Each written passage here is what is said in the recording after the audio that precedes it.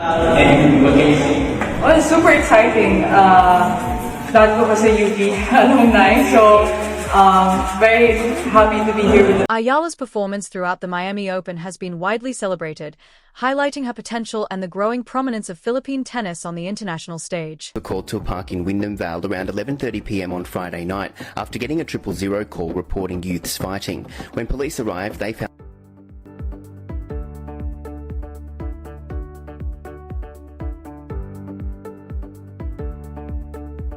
Ayala's performance throughout the Miami Open has been widely celebrated, highlighting not only her immense potential, but also the growing prominence of Philippine tennis on the international stage. That same sense of unexpected momentum echoed at Melbourne Park, where the questions seemed to thunder through the hallowed grounds like a summer storm. Can a small country do this?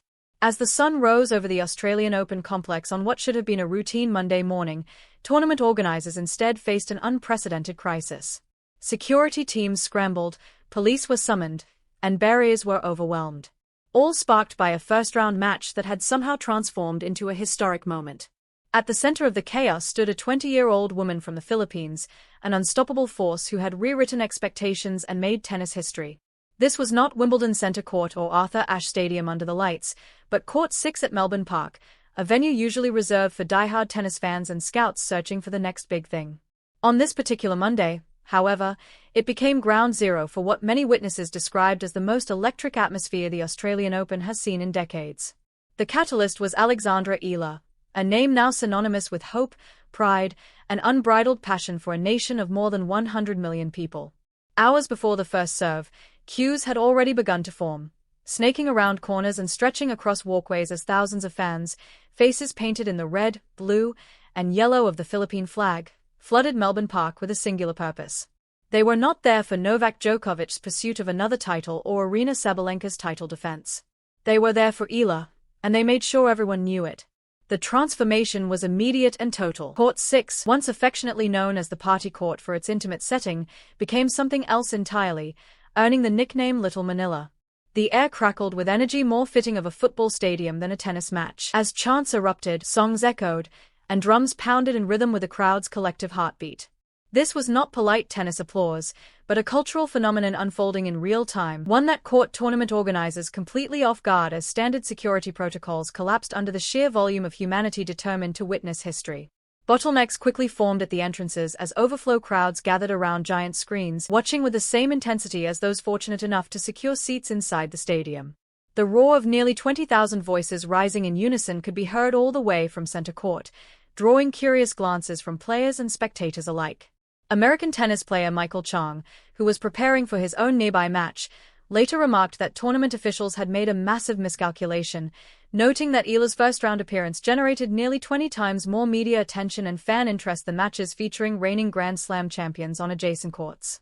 The numbers told a clear story. While established stars competed in relative quiet, a 20-year-old ranked outside the top 100 had effectively shut down an entire section of Melbourne Park. There she stood at the baseline preparing to face American power hitter Alicia Parks in what would become one of the most talked-about first-round matches in recent Australian Open history. The pressure, national expectations, deafening noise, and millions watching live back home in the Philippines would have overwhelmed lesser players. But Alex Ela was different. A champion forged at the Rafael Nadal Academy, a warrior shaped for moments exactly like this. The opening 30 minutes of the match would later be studied as a masterclass in channeling external energy into elite performance. As Ela didn't just play well, she played transcendent tennis. Ela looked possessed, moving across the court as if the script had already been written and she was simply fulfilling her destiny. Every forehand carried the hopes of a nation. Every backhand felt like a declaration, and every point sent emotional shockwaves through the stadium. Alicia Parks, a talented power hitter in her own right, appeared shell-shocked as the atmosphere turned overwhelmingly partisan, sparking online debates about tennis etiquette whenever cheers erupted after her errors. But in that moment, etiquette felt irrelevant. This was about something bigger than tennis, about representation and national pride, about a small Southeast Asian country announcing its arrival on the global stage. Ela dismantled Parks early. The match ultimately became a painful lesson in fine margins as Ela created a staggering 17 breakpoint opportunities but converted only 4, an unforgiving reminder that in tennis, it is often the moments not seized that decide everything. Leaving points on the table proved to be the difference between victory and defeat. And the numbers tell a story filled with frustration and what ifs. While Ela fought valiantly and won an impressive 68% of her first serve points, she struggled to consistently exploit Park's second serve and sustain her early dominance. Parks, despite firing 10 double faults that drew loud cheers from the partisan crowd, much to the chair umpire's visible annoyance, repeatedly saved breakpoint chances through sheer power and clutch serving when it mattered most. Her serve became the great equalizer as she blasted 12 aces compared to Ela's lone ace, using her height and strength to earn free points or set up routine finishes. In the crucial moments when Ela needed one extra push to halt the comeback, the serves came too big, too fast, and too precisely placed. Although Ela's defensive skills kept her competitive in extended rallies, Parks had found her rhythm and began dictating play with aggressive ground strokes that pushed the Filipino deeper behind the baseline. The second set unfolded as a mirror image of the first, with roles reversed as Parks surged to a 3-0 lead and the once roaring stadium fell noticeably quieter. Still, momentum had completely shifted, and what felt like destiny just 90 minutes earlier now began to slip away. The third set turned into a war of attrition. Yet with each game, Park's power and confidence continued to grow. Ela, despite her relentless effort and fighting spirit, could not sustain the defeat was crushing, made all the more painful by how close victory had felt. Yet what followed is what truly elevated this match beyond a routine first-round upset. The scenes after the final point have since become legendary at Melbourne Park. Ela did not simply wave and exit with a forced smile. She couldn't. The love pouring from the stands was overwhelming, so intense that security guards, more than a dozen by some accounts, formed a protective circle around her, not out of danger, but because the sheer number of fans trying to reach her to thank, console, and embrace her became unmanageable. It felt less like a tennis match and more like a moment of Beatlemania, with supporters crying, chanting her name, and pressing against barriers even in defeat. The short walk from court to locker room stretched into a slow procession as Ela repeatedly stopped to acknowledge fans who had travelled far and cheered relentlessly, leaving Australian Open staff stunned by a response they had never witnessed for a first-round loser. The day's drama wasn't over, however, as Ela returned to the court for her doubles match alongside Portuguese partner Francisco Inigo Gamer Martins. Despite the emotional toll, she competed with the same intensity, pushing the experienced pairing of Magda Linette and Shuai Zhong to 3 sets before falling short again. 2 matches, 2 3-set battles, 2 defeats, enough to break many players, but not Ela. Instead of retreating, she turned to social media with grace beyond her 20 years, expressing gratitude rather than excuses. In a widely shared Instagram story, she reflected on the overwhelming support she had received, writing that it reminded her her work was part of something shared and that the experience would stay with her as she moved forward, signing off with a simple promise: see you next year. Nonetheless, Ela embraced the experience, learning, growing, and enjoying every moment. Her reflections were far from empty platitudes or PR statements. They came from a young woman who understands she represents something larger than herself, carrying the dreams of her countrymen each time she steps on court. Even in defeat, she found a different kind of victory, refusing to blame pressure, the crowd, missed break points, or unreturned aces. Instead, she acknowledged the privilege of competing and promised to return stronger. The tennis world took notice. Commentators who may have underestimated her before Melbourne began calling her the people's champion, while social media erupted with debates over whether she might currently be the most famous female tennis player in the world, not for rankings or titles, but for the sheer cultural impact she wields. After all, how many players outside the top 100 can shut down a Grand Slam venue, turn a first-round match into international news, and inspire such devotion that police intervention becomes necessary to manage the crowd? Yet Melbourne was only the opening act for Ela. Within hours of her doubles defeat, she was on a plane to Manila for the inaugural Philippine Women's Open scheduled January 26 to 31st, an event already shaping up as a historic homecoming. For years, Filipino fans had watched her only on screens or saved for expensive Croatian Donna Vekic looking to bounce back from her own Australian Open disappointment, and Australian Open qualifying standout Joanna Garland. What was originally conceived as a development tournament has quickly become a must-watch WTA event, all because of one name on the entry list: Alexandra Ela. Manila may well surpass the experience Ela had in Melbourne. Playing in front of a home crowd carries a unique weight that even the most passionate away support cannot replicate. Every point feels magnified.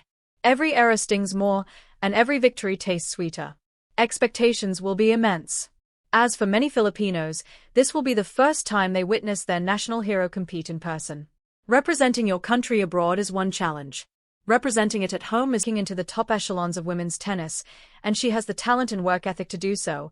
She must develop the killer instinct that separates good play sets against a quality opponent is what defines champions. Her biggest area for improvement is breakpoint conversion. 17 opportunities with only 4 conversions is unsustainable at the highest level. The great Serena Williams and Martina Navratilova didn't just create chances, they finished them. Ela has proven she can generate breakpoints through intelligent play and precise ball striking, but she now needs the ruthless edge to capitalize when the moment demands it. Likewise, her serve, while reliable, must evolve into a weapon rather than merely a way to start the point.